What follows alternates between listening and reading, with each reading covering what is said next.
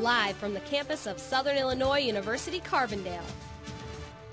Bringing you the news from around the world and across the river region. This is the Evening Edition.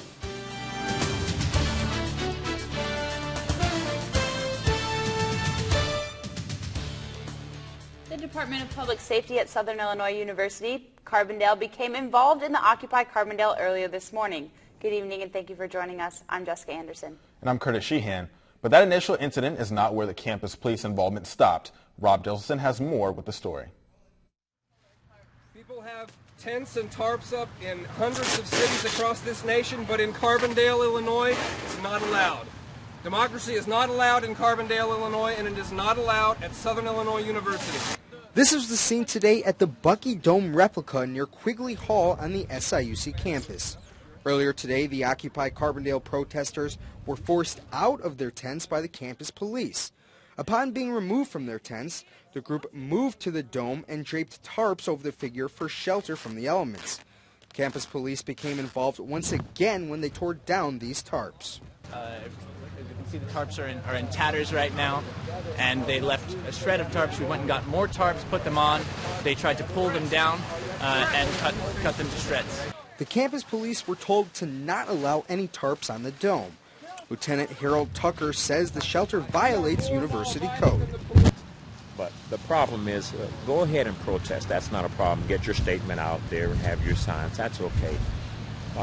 The tents, the multiplying tents, the living here on the campus, that kind of thing, that kind of goes outside of the scope. While the incident did not turn violent, the Occupy Carbondale protesters say they just want their voices heard like all the other protesters across the country. What I hope to see is a rekindling of a democratic spirit in America. People actually coming to realize that they're freer than they thought, and realizing that in all the systems of our that dominate our country, whether those are corporate systems or state systems, if they're being asked to do something that violates their conscience, that they don't need to do it. For Evening Edition, I'm Rob Jesselson. Carbondale is one of many cities across the country to hold an Occupy movement. The original protest started on Wall Street in New York City. Another group on campus may be close to protesting outside. The non-tenured track faculty association members received notice today that the union will set a strike date. Evening Edition's Matt Howard has more. We have spent far too long not coming to an agreement, and it's time to bring this all to an end. Non-tenure track faculty association president Anita Stoner holds up a sign showing the number of days SIU employees have worked without a contract, over 450. The NTTFA has submitted contracts to the university, but Stoner says negotiators for the university just keep punching holes in it. I likened it to having a raft and then having somebody punch a whole bunch of holes in that raft. That was our original contract. Some of the holes SIU has punched in their contract include only giving one semester appointments to instructors, which Stoner says doesn't just impact those instructors, but also the students. How are we going to attract and retain quality faculty for you if they're only going to be here for a semester? And the non-tenure track is tired of being stranded at sea. It's the sort of lack of respect for what it takes to do the job that we do. Friday, the delegates of the non-tenure track will set a date for a strike. If a contract isn't reached by the date set at Friday's meeting, there may be a lot of classrooms with unoccupied seats. On campus, Matt Howard, Evening Edition. Two of the other unions were not available for comment today, but Graduate Assistants United says that they have not set a meeting time for a strike date. The university is not the only one who is worried about the way things are going. Evening Edition Summer Luthi has more. Talk of the potential strike on campus will not only affect the faculty and students, but local businesses too. Carbondale Strip is made up of small, locally owned businesses and restaurants that thrive off the environment of the college town. Without the students and SIU employees, restaurants like Mary Lou's would see a significant decrease in business. Well, I hope that they can come to some kind of an agreement where they don't go on strike, because it will be bad for everybody, because, I mean, SIU is a big part of our Carbondale. It's a big part of our customer base. I just, I mean, I'm sure there's a lot of people that come in here that are employees at the university, but in some way it'll trickle down. It'll trickle down and affect all of us. Not only will Carbondale's economy be affected, but the effects will be seen throughout the southern Illinois region. People that work the little jobs down there at SIU too, and if the strike will affect everybody if they do go on strike. And people that would maybe don't work there that depend on those people to shop at their businesses might not be able to come in here if they're not, don't have the money. So it's just a trickle-down effect. It'll affect everybody, not just in Carbondale. It'll affect everybody around the whole region. Maryland says they are just hoping and praying for the right outcome. Baseball fans in St. Louis are excited about the World Series returning to their city, but the city itself also stands to profit from the Fall Classic. Evening Edition's Chris Slaby reports from St. Louis. Well, it's cold and wet right now here in St. Louis, but as you can see behind me, the first fans are already here for tonight's World Series game. Even if the game is postponed, a city that's used to Cardinal Red is still pretty excited at the prospect of seeing green. It's 2 hours to game time in St. Louis, and there's plenty of seats at Big Daddy's and Laclede's Landing. Normally, managers wouldn't be too happy about this, but Derek Burns wouldn't have it any other way. It's more about the atmosphere of the whole downtown and the business that everybody gets to have some of. In fact, the whole city does benefit from the World Series in St. Louis.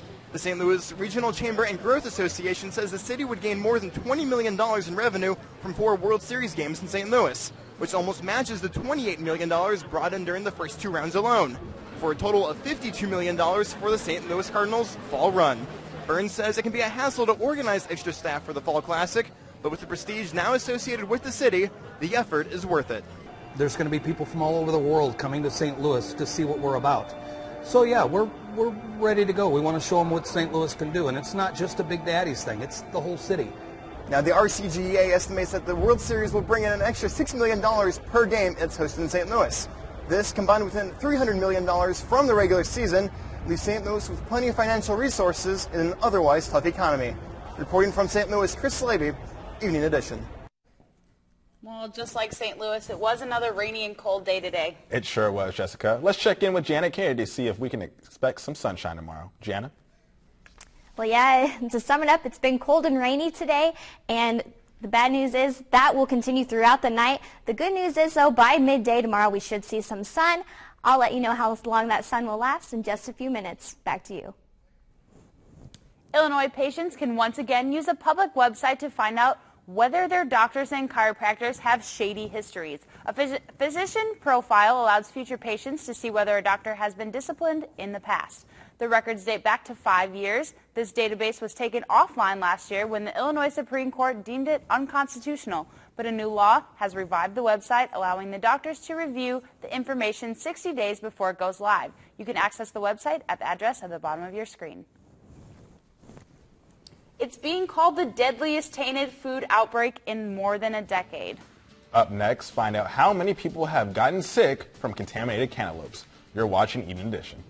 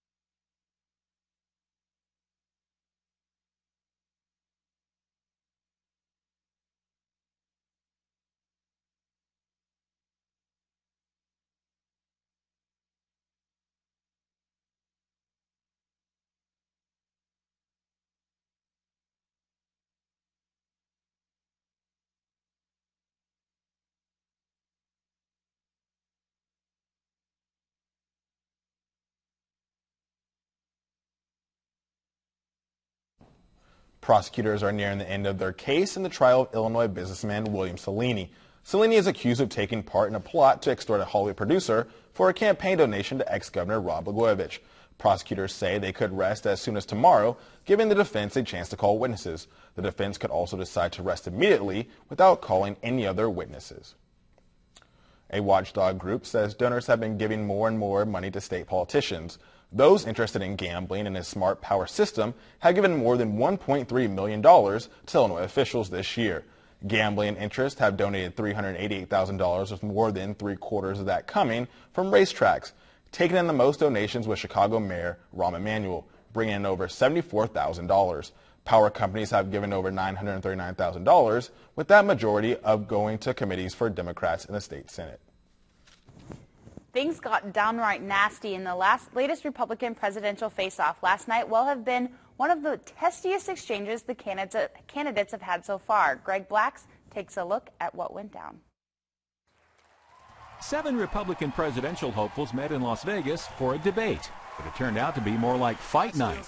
Governor Rick Perry came out swinging against Mitt Romney. Because you hired illegals in your home and you knew about it for a year. And the idea that you stand here before us and talk about that you're strong on immigration is on its face the height of hypocrisy. Romney says he fired his lawn service as soon as he learned the company employed illegal immigrants. Then the attacks got personal. You have a problem with allowing someone to finish speaking, and I suggest that if you want to become president of the United States, you got to let both people speak. So first, let me speak.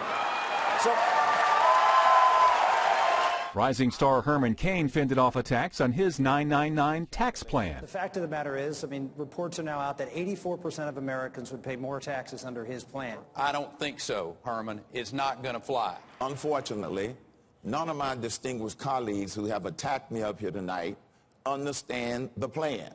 I invite every family to do your own calculations. Cain has overtaken Perry to join Romney at the top of the polls. The verbal sparring between the 3 leading candidates is a sign of just how tense and uncertain this race has become. I'm Greg Black reporting. Former Utah Governor John Huntsman chose to boycott this debate.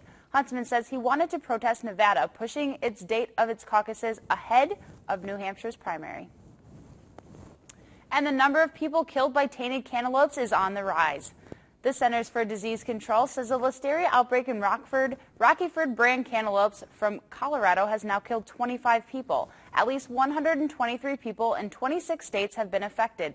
The grower of the tainted cantaloupes issued a voluntary recall last month. The CDC says all the fruits should be off the store shelves now. Officials say this is the deadliest foodborne illness outbreaks in the U.S. since 1998. Janet Kennedy is in with your full weather forecast next. And stocks were down today. Here's a look at your closing numbers.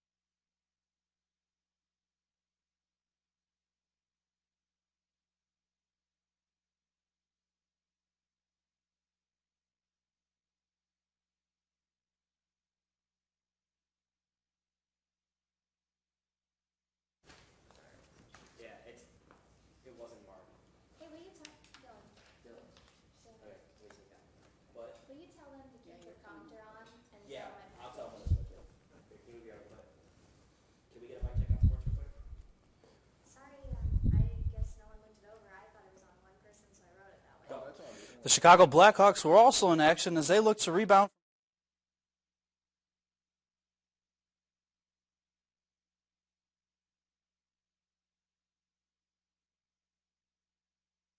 Pumpkin farms around the country are seeing a pumpkin shortage, including here in southern Illinois. Jana Kennedy spoke to a local farmer and asked how the weather affected the pumpkins in our region. Jana? Well, Illinois is the biggest pumpkin supplier for the whole country. This year there has been a pumpkin shortage throughout the country because of extremely hot and dry summer that we had this past year. I asked a local pumpkin grower if we can expect to see an increase of pumpkin prices this season. When most people think of fall, they think of one thing, pumpkins. JT Bandy has been in the pumpkin business for a long time. Just ask him. I'm an old farm boy, you might say. Even though I'm 65, I'm a long way from a boy. But anyway, I feel that way. And he loves what he does. Wasn't that fun? Yeah! We have the largest corn maze in southern Illinois. We have probably the largest pumpkin patch. There's other people that do what we do, but not at the level that we do it. But he can't deny that this year was just not a good year for pumpkins. Weeds and insects are your biggest troubles with pumpkins. This year it was water and sunlight. He says this summer was just too hot and dry for the pumpkins, which left him and other pumpkin patches with a shortage. Yeah, we had $6 pumpkins last year. We have none this year. We got 5s. That's the biggest we got. But just because the pumpkins are in short supply doesn't mean you have to worry. I won't charge people what I wouldn't pay for one. Just because there's a shortage of them don't mean you can get $3 out of a dollar-sized pumpkin. And although most of the country is seeing a pumpkin shortage this year, Bandy remains hopeful. What we got, it's like, like most farmers, we didn't do good this year. We'll try it again next year. I contacted other pumpkin farmers in southern Illinois, and they agreed with Bandy's pumpkin patch. They say consumers should not expect higher prices, but you should try to get your pumpkins early before they're all gone. But today may not be a good day to get your pumpkins because it is very rainy out and very cold. We've seen some very rainy skies today, and this will stick with us throughout the night. We've also seen some very gusty winds, high winds reaching in the mid-20 mile per hour range. But the good news is we will see some sun ahead with some warmer skies. But right now, the temperature is right around 47 degrees, dew point at 43, the humidity is at a high 86%, and winds coming from the northwest at 15 miles an hour. Taking a look at our almanac, today we saw a high of 52 degrees, a low of 39 degrees. Today's precipitation we saw just about a little under 1/4 of an inch, and that puts our monthly at just a little over an inch. Looking at our current conditions, in Belleville right now, it's 49 degrees. We're seeing mid-40s throughout the region, actually. Mount Vernon's at 46 degrees, Marion's at 48, and Carbondale is at 47 degrees. Now we take a look at our satellite here. We can see that there's a lot of cloud coverage in our area, not so much in the west, but if we look over in the east and in our area, there's just cloud coverage throughout the board. Looking at our current conditions, our national radar, we can see some precipitation in our area. This will stick with us throughout the night. The good news is, as you can see over here, there's not any rainfall to the west of us. It's all moving to our east, so we will see some rain throughout the night, but it should go away soon. Tonight we'll see a low of 40 degrees with showers throughout the night with winds coming from the northwest at 21 miles per hour. Tomorrow night we'll see a high of 57 degrees with showers throughout the morning, but then by midday sunny skies. And tomorrow night we'll see a low of 35 degrees with clear skies. Now on Friday, we'll see a high of 62 degrees with sunny skies. On Saturday and Sunday, we'll see some partly cloudy skies in the mid-60s. Then by Monday and Tuesday, we'll see sunny skies and we'll warm up to the mid-70s. Thanks, Jana. The stage is set for the World Series tonight between the St. Louis Cardinals and Texas Rangers. And find out if the St. Louis Blues could come away with a victory on their recent 4-game road trip. Matt Vanderbilt is now in with sports. Matt. Chicago Blackhawks were also in action as they look to rebound from a tough shootout loss to the Boston Bruins on Saturday. And find out if the NBA owners and players have made any significant progress in labor negotiations. I will have all that and more next in sports.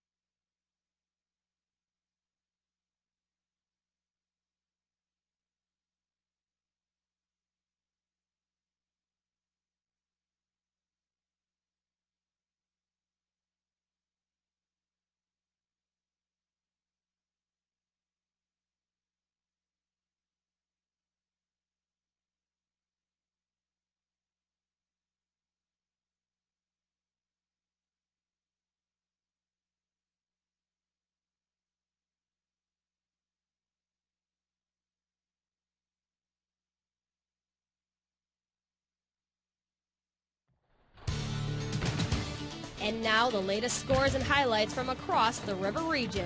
This is Evening Edition Sports.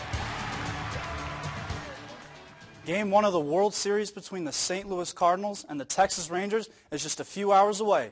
Evening Edition's David Aid is in St. Louis with more on what can be expected tonight. Thanks, Matt. We're outside Busch Stadium right now where the game time temperature is going to drop down to about 44 degrees. It's a cold one here. Not exactly ideal weather for a team from Texas, but fans have been lining up all day, braving the weather, the rain, the cold, to try to get their spot for standing room only seats. Tim O'Shaughnessy is one of them. I'm really excited. This is my first game. This is my first World Series game. I actually have the money to come up here and do this, and this is my dream, just being here right now. Like, I'm so overwhelmed with excitement, I don't even know what to do with myself. Game 1 of the World Series starts tonight, 7:05 first pitch. Chris Carpenter for the Cardinals. He's 2-0 in his 3 postseason starts. And on the other side, it's C.J. Wilson for the Rangers. He's 0-2 with an 8.04 ERA in his 3 postseason starts. And guys, still no sign of the rally squirrel yet, but he might make an appearance tonight from Busch Stadium in St. Louis, the site of the World Series. David Aid, Evening Edition. Thanks, David. The St. Louis Blues are happy to return home today after a long 4-game road trip. The Blues went 1-3 on their first road trip of the season and are now 2-4 overall. We go to the highlights to see how their road trip ended in the City of Angels. The Blues had to face Simone Gagne and the Kings in their home opener. We head to the third period where the Blues are down 3-0, and Anze Kopitar extends that to a 4-0 lead to the Kings. Later in the period, Gagne scores his second goal of the game and makes this game a blowout. The Kings win 5-0, and the Blues fail to score a goal for the first time this season. The Blues will come home and face the Carolina Panthers, who started their season 0-3, but are currently on a 3-game winning streak. The puck drops Friday at the Scott Trade Center at 7 p.m. After a tough shootout loss to the defending Stanley Cup champion Boston Bruins Saturday, the Chicago Blackhawks headed out west to take on the Phoenix Coyotes. We send it to the second period with the Hawks up 2-0 until Duncan Keith loses the puck in his own zone. Damon Lankow then passes the puck over to Ray Whitney as he puts the puck in the net to tie the game up at 2 apiece. Later in the second, Keith sends a slap shot from the left point and gets redirected by Jamal Mayers to put the Hawks up 3-2. Now in the third, Dave Bolin steals the puck away from Radim Verbata and beats Jason Lababera with the slap shot as the Hawks will go on to win by a final of 5-2. The Hawks will travel to Denver to take on the Avalanche tomorrow night at 8 p.m. St. Louis Rams quarterback Sam Bradford, who has a high left ankle sprain and was in a walking boot Monday, is expected to start Sunday against the Dallas Cowboys. Bradford was injured during last Sunday's 24-3 loss to Green Bay, and Coach Steve Spagnuolo said Bradford had a noticeable limp when he reported for a team meeting on Monday. It's expected that backup A.J. Feely will take the majority of the snaps with the first team when they return to practice later today. Well, the NBA owners postponed their planning committee today so they could continue a second straight day of talks with the players. Commissioner David Stern has said owners will have an expanded revenue sharing package among teams once the collective bargaining agreement with the players has been completed. With sides unable to make any real headway in the recent weeks, they welcome mediator George Cohen in the mix, who also spent 16 days trying to resolve the NFL's labor dispute in February and March. The season was supposed to begin November 1st, but all games through November 14th have been scrapped. Well, thank you, Matt. We'll be right back.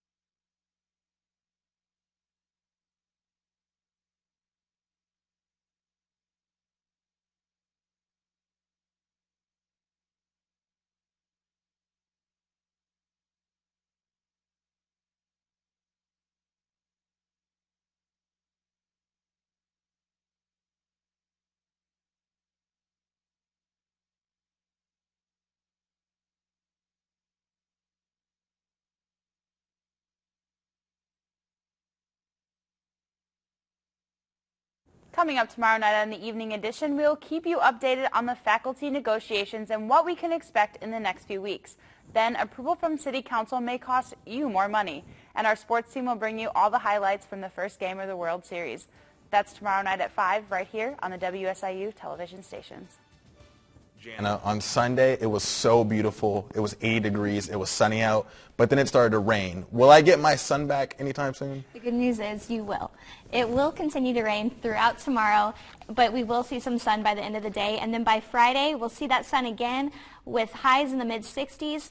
And then the good news is by Monday and Tuesday, we'll get back in the 70s again. It's going to be a very nice week, very sunny soon. Oh, thank you so much, Jana. Thanks, Jana. Thank you for joining us tonight. I'm Curtis Sheehan. And I'm Jessica Anderson. For Jana Kennedy, Matt Vanderbilt, and everyone here at the Evening Edition, have a great night.